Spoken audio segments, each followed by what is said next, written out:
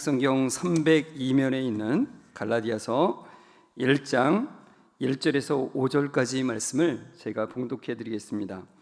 사람들에게서 난 것도 아니요 사람으로 말미암은 것도 아니요 오직 예수 그리스도와 그를 죽은 자 가운데서 살리신 하나님 아버지로 말미암아 사도된 바울은 함께 있는 모든 형제와 더불어 갈라디아 여러 교회들에게 우리 하나님 아버지와 주 예수 그리스도로부터 은혜와 평강이 있기를 원하노라. 그리스도께서 하나님 곧 우리 아버지의 뜻을 따라 이 악한 세대에서 우리를 건지시려고 우리 죄를 대속하기 위하여 자기 몸을 주셨으니 영광이 그에게 세세토록 있을지어다. 아멘. 우리 옆 사람과 인사하겠습니다. 성도님 말씀에 은혜 되세요. 네. 말씀에 커다란 은혜가 되시기를 주의 이름으로 축원합니다. 오늘 말씀의 그 4절을 보시면은 우리 4절 말씀을 같이 함께 읽어볼까요? 시작. 그리스도께서 하나님 곧 우리 아버지의 뜻을 따라 이 악한 세대에서 우리를 건지시려고 우리 죄를 대속하기 위하여 자기 몸을 주셨으니, 이렇게 되어 있습니다. 1장 4절은 참 성경 전체로 볼 때도 굉장히 의미가 있는 구절입니다. 왜냐하면 이 구원의 목적을 설명해 주고 있기 때문에 그렇습니다. 이 악한 세대에서 우리를 건지시려고 우리 죄를 대속하기 위해서 자기 몸을 내어주셨다라고 말씀을 하죠. 근데 여기서 이제 이 악한 세대에서 우리를 건지신다는 게 뭔가 좀 의문점이 되셔야 돼요. 사무엘하 22장 17절에 보면은 우리를 많은 물에서 나를 건져내셨도다라고 하는 말씀이 있어요. 그러니까 많은 물에서, 그러니까 어떻게 보면은 고통 가운데서, 고난 가운데서 건지신다라고 하는 말씀이죠. 근데 이 악한 세대에서 건지신다는 것은 무슨 이 세대가 악하니까 악에서 우리를 끄집어내서 우리를 보호하시기 위해서 그렇게 하셨다는 것인가, 뭐 여러 가지 생각들이 들 수가 있습니다. 이 의미를 오늘 좀 같이 깊게 생각해 보았으면 좋겠어요. 오늘 말씀의 3절과 5절을 보면은 3절을 우리 같이 읽어볼까요? 우리 하나님 아버지와 주 예수 그리스도로부터 은혜와 평강이 있기를 원하노라 그래요. 이 편지 갈라디아서는 갈라디아 교회가 아니라 갈라디아라고 하는 말은 이제 지역 이름이에요. 지역 이름, 넓은 큰 지방 이름이에요. 그 갈라디아 지역에 있는 여러 교회들에게 쓴 편지입니다. 뭐 루스드라나 이고니온, 뭐 비시디와 안디옥 또는 더베, 이런 그 교회들을 향해서, 굉장히 여러 교회죠. 그 여러 교회의 성도들에게 편지를 쓰는데 3절에 은혜와 평강이 있기를 원하노라 그래요. 은혜와 평강이 있기를 원하노라. 우리 옆에 있는 분들에게 은혜와 평강이 있기를 바랍니다. 이렇게 한번 얘기해 주시겠어요? 은혜와 평강이 있기를 원합니다. 은혜와 평강이 있기를. 근데 여러분, 우리가 생각해야 할 것이 그냥 은혜와 평강이 있기를 원한다면 세상 사람들이 말하는 그냥 안녕하세요, 안녕하길 바랍니다, 이런 거랑 똑같겠죠. 그렇지 않습니까? 왜 여기서 말하는 이 은혜와 평강은 그냥 세상에서 말하는 그냥 안녕, 평강, 이것과는 다르다는 거예요. 자, 그 다음에 5절을 보시면 5절 같이 읽겠습니다. 영광이 그에게 세세토록 있을지어다. 아멘. 그러죠. 여기서 그는 바로 그리스도를 말합니다. 그러니까 영광은 그리스도에게 세세토록 올려드리는 거예요. 자, 근데 이게 그러니까 한마디로 이제 이 3절과 5절을 말하자면 이런 거예요. 3절은 갈라디아 지역에 있는 그 교회, 여러 교회들의 그 성도들에게는 은혜와 평강이, 그리고 그리스도께는 영광이, 이 3절과 5절이 가능하게 되는 것은 4절 때문에 가능하게 되는 거예요. 4절에 뭐가 있는 거냐면 그리스도의 구원 사역이 있기 때문에. 그러니까 여러분, 그리스도께서 우리를 구원하셨기 때문에 우리에게 진짜 은혜와 평강이 있는 것이죠. 만약에 그리스도의 구원 사역이 없는 채로 은혜와 평강이 우리에게 있다면 그거는 거짓된 것이죠. 거짓. 그리고 그리스도께서 우리를 구원하셨기 때문에 참되게 그 영광을 그리스도께, 하나님께 올려드릴 수 있는 것이라는 겁니다. 이 4절을 보시면은 구원의 목적을 설명하는데, 이 악한 세대에서 우리를 건지시려고라고 하는 말씀을 보시면, 이 악한 세대라고 하는 것은 무엇을 말하냐면은 마귀가 이 세상의 기본 체제를 잡고 있다라는 것을 말해요. 그게 느껴지십니까? 네. 느껴지시는 분은 고개를 한번 끄덕여 주시겠어요? 네. 많이들 끄덕이시는데. 그죠? 참 마귀의 권세가 이 세상을 좀 사로잡고 있는 게 이런 거구나라고 느낄 때가 참 많죠. 그래서 성경에는 그래서 이 마귀를 뭐라고 표현하냐면은 에베소서 2장 2절에 보면은 공중의 권세를 잡은 자래요. 이 세상의 권세를 잡고 있다는 얘기죠. 그 다음에 에베소서 6장 10절에는 어둠의 세상 주관자들이래요. 이 세상이 눈을 뜨면 되게 밝은데 뭐 이렇게 볼지 모르지만 어둠이 깔려 있다는 거죠. 이 세상에 그 세상을 주관하는 존재들이 있다는 거예요. 그리고 고린도후서 4장 4절에는 이 세상의 신이래요. 가짜 신이죠. 가짜 신. 이 세상의 신, 아직 건짐을 받지 못한 자들은 이 세상의 신을 따라가는, 이 세상의 신에게 충성하는 사람들이라는 거예요. 예수님께 구원함을 받지 못한 사람들은 여전히 세상의 신에게 충성하는 존재라는 거죠.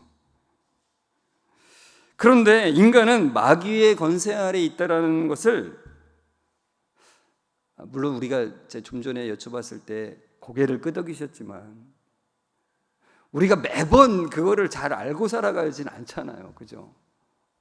근데 특히 구원함을 받지 못한, 아직 건짐을 받지 못한 사람들은 훨씬 더 그런 걸 인정을 못해요.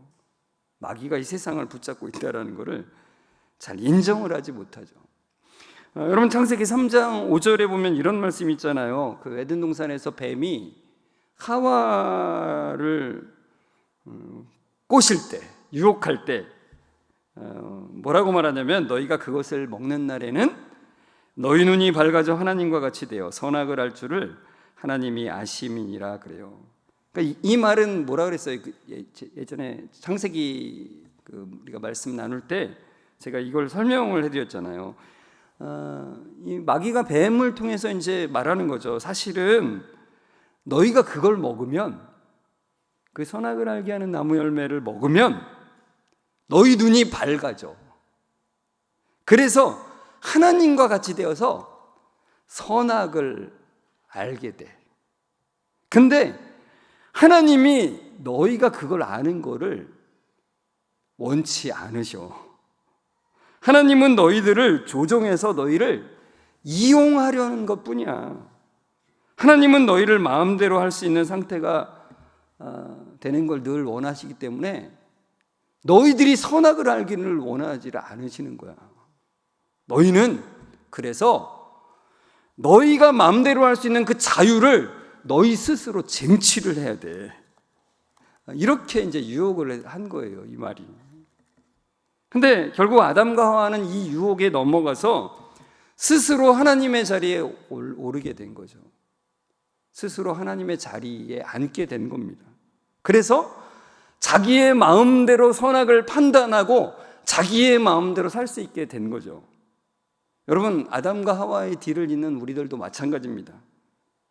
우리들도 하나님과 같이 되어서 선악을 우리의 마음대로 규정하고 사실 우리들이 살아가면서 그래요. 선과 악의 기준을 내 마음대로 정해서 살아가잖아요. 그리고 내가 내 삶의 주인이라고 생각하면서 내 삶의 중심에 하나님이 아닌 나 자신을 두고 살아갑니다. 그런데 성경이 우리에게 말씀해 주는 건 뭐냐면은, 야, 네가 주인인 것 같지? 네가 네 맘대로 살아가는 것 같지? 근데 실상은 아니야. 여러분은 어떻게 생각하십니까? 내가 이상하다. 내가 내 맘대로 다 살아가는 것 같은데. 근데 성경은 실상은 그렇지 않대요.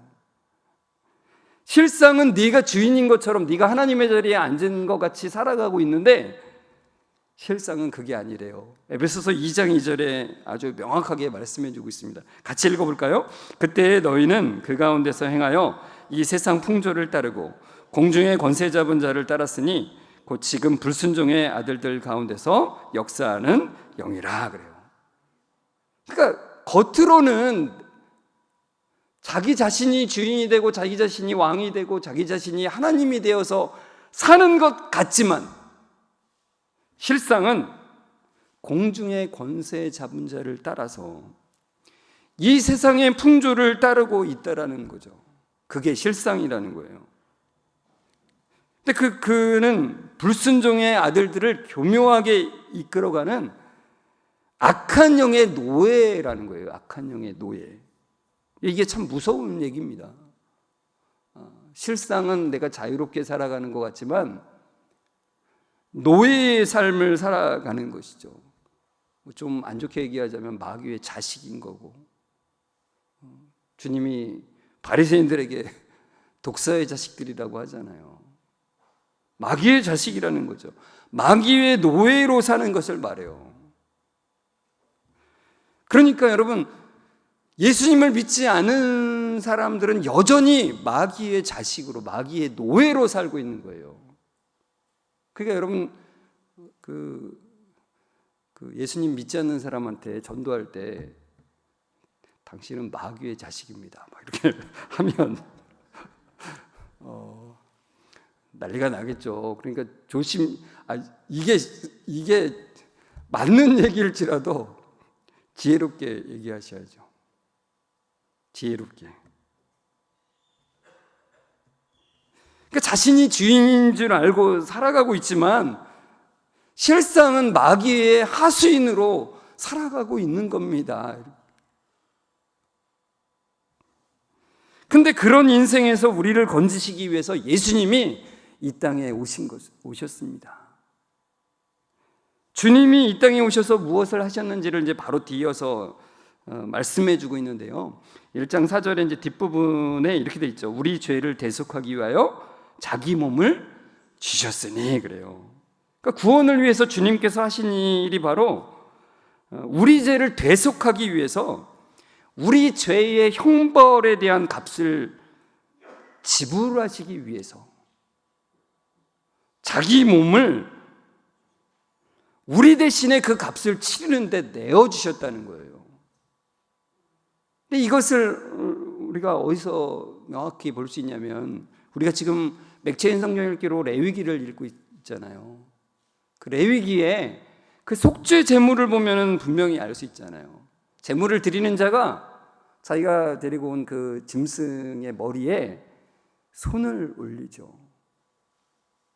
그러면 내가 치러야 될 그 죄의 그 짐이, 죄의 형벌이 그 짐승에게로 전가가 되는 거예요. 전가.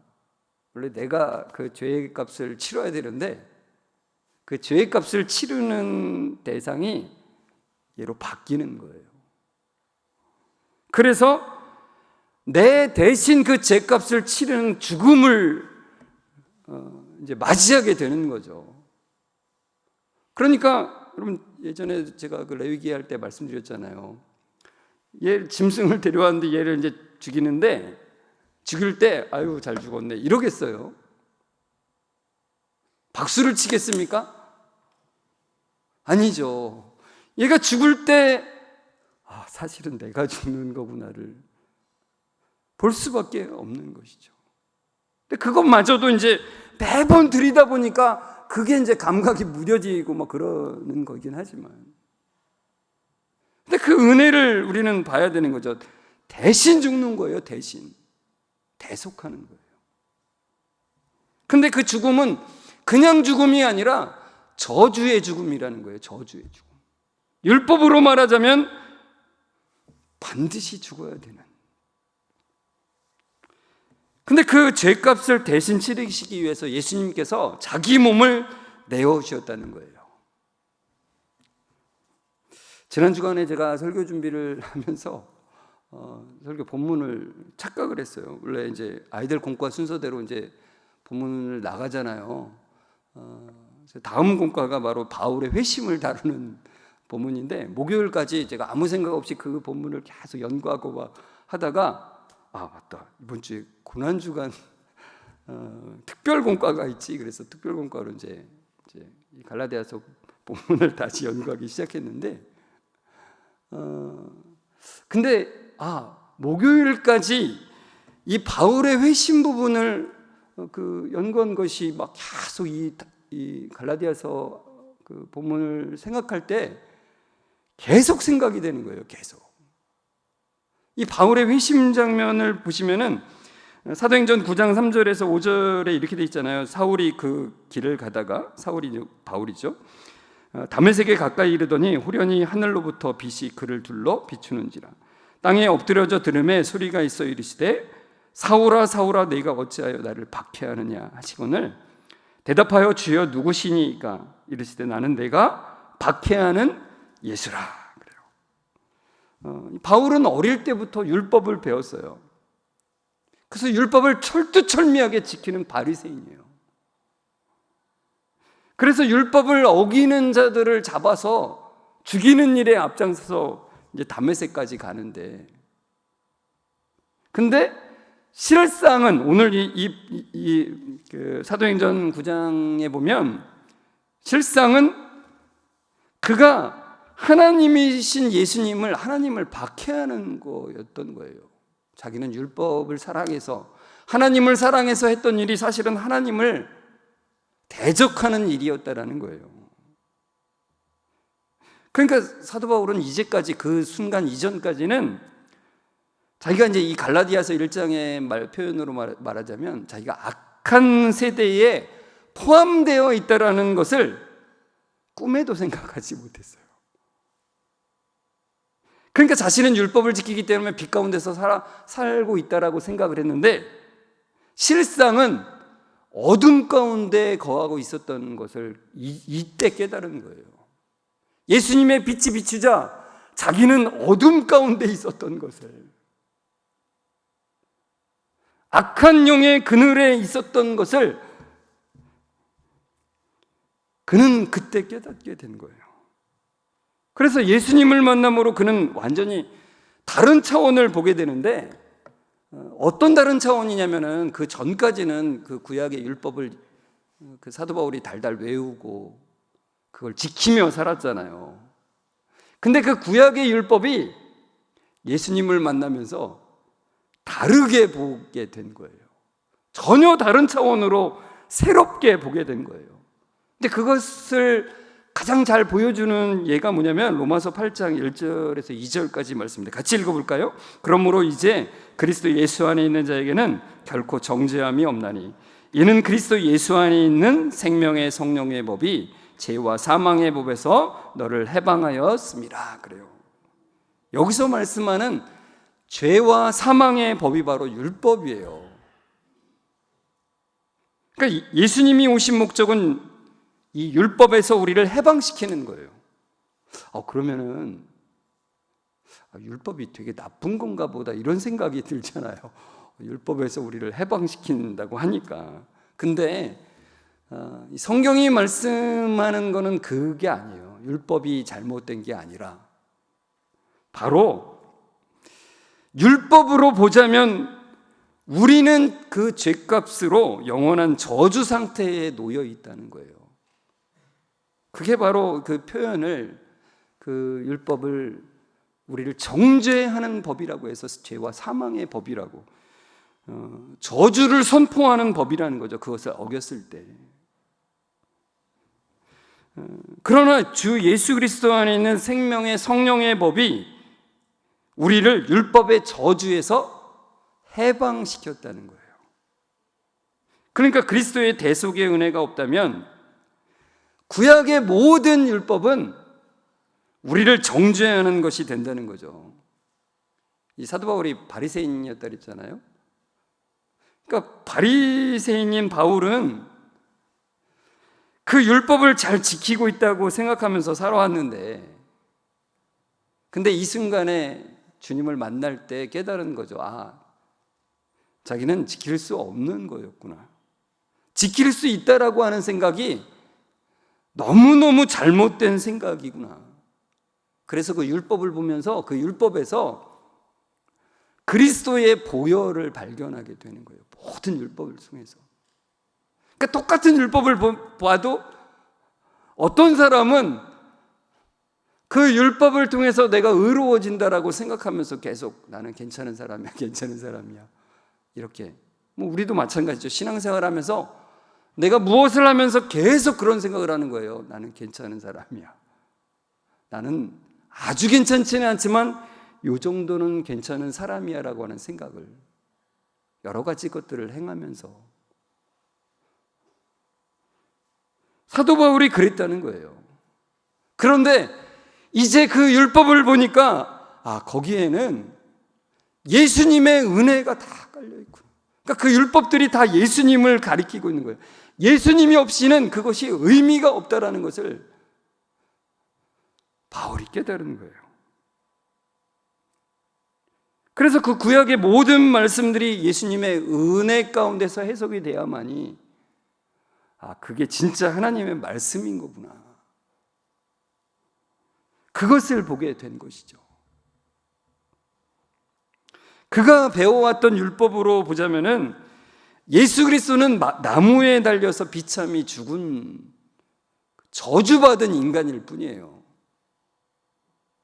그러나 나무에 달린 자가 하나님의 저주를 대신 받은 것이라는 것을 그가 깨달은 거죠.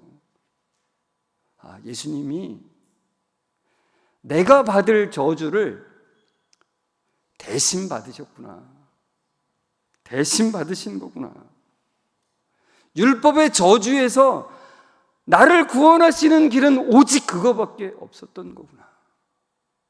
저주를 대신 받게 하는 방법, 그 방법을 사용하신 것이구나를 사도 바울은 온전히 깨닫게 된 것입니다.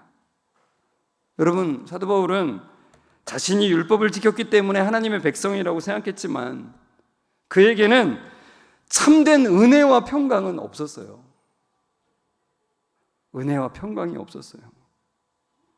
율법의 저주를 받아서 영원히 하나님과 분리되는 그 저주를 받아야만 하는, 그 죽음을 당해야만 되는 그런 존재일 뿐이었던 거죠.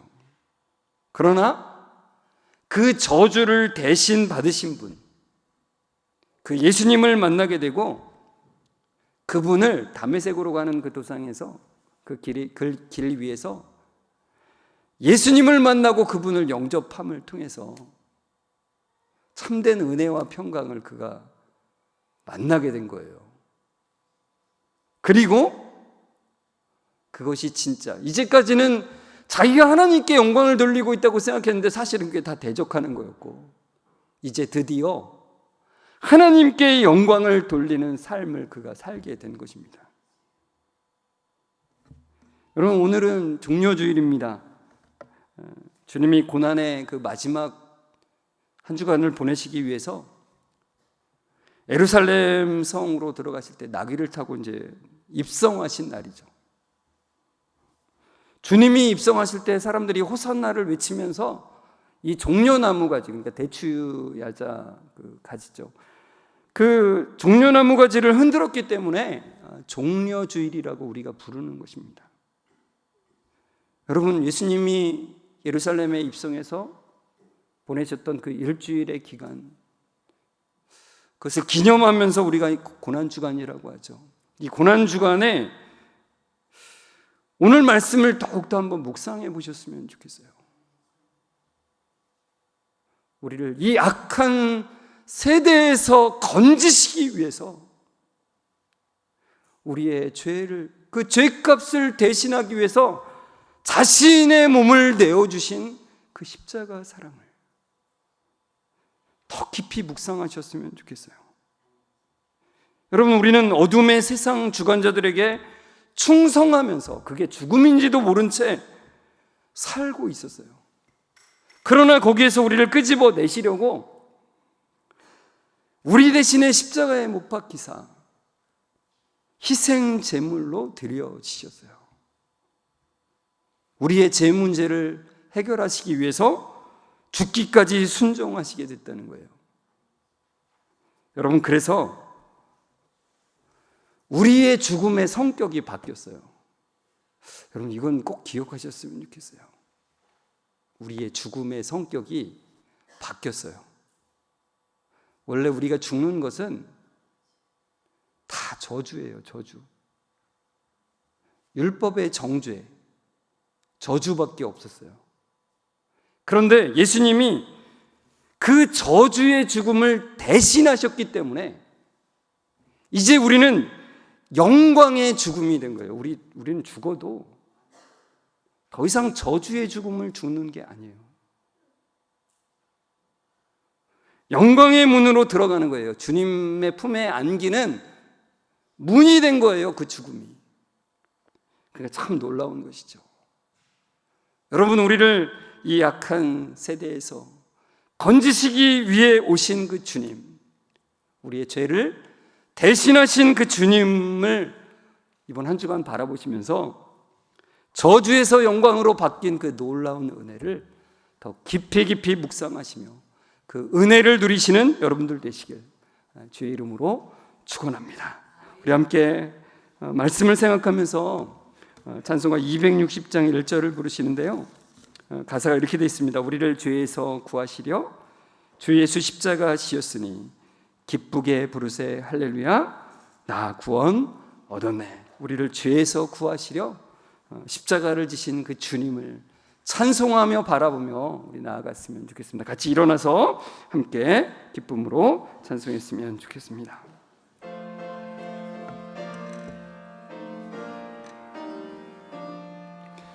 우리를 죄에서 구하시려 주 예수 십자가 지셨으니 기쁘게 부르세 할렐루야, 나 구원 얻었네. 찬송하세 찬송하세 주님 나를 구하셨네. 찬송하세 찬송하세 주가 구원하셨네. 다시 한번 우리를 죄에서 구하시려 우리를 죄에서 구하시려 주 예수 십자가 지셨으니 기쁘게 부르세 할렐루야, 나 구원 얻었네. 찬송하세 찬송하세 주님 나를 구하셨네. 찬송하세 찬송하세 주가 구원하셨네.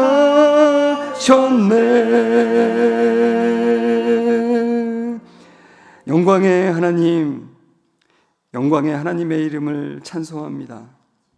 하나님을 떠나 스스로 주인인 것처럼 살았지만 실제로는 마귀의 하수인으로 살았음을 주님 이 시간에 다시 한번 알려주심에 감사드립니다. 예수 그리스도를 보내사 그 어두움에서 우리를 건지시려고 대속물로 자기 몸을 내어주신 그 은혜에 감사드립니다.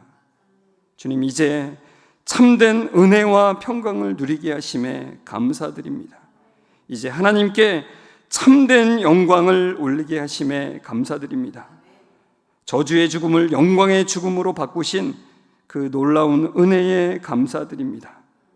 저주를 영광으로 바꾸신 그 놀라운 의미를 이번 한 주간 더욱더 특별히 더욱 묵상하며 누리는 날들이 되게 하여 주옵소서.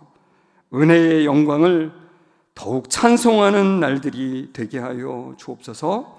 우리를 죄에서 구하시려 십자가를 지신 예수 그리스도의 이름으로 감사하며 기도드리옵나이다. 아멘. 우리 주 예수 그리스도의 은혜와 하나님의 사랑하심과 성령님의 교통하심이 이 악한 세대에서 우리를 건지시려고 우리 죄를 대속하기 위하여 자기 몸을 내어주신 주님만을 바라보며 나아가는 우리 모든 성도들과 그 가정 위에 지금부터 영원까지 함께 있을지어다. 아멘.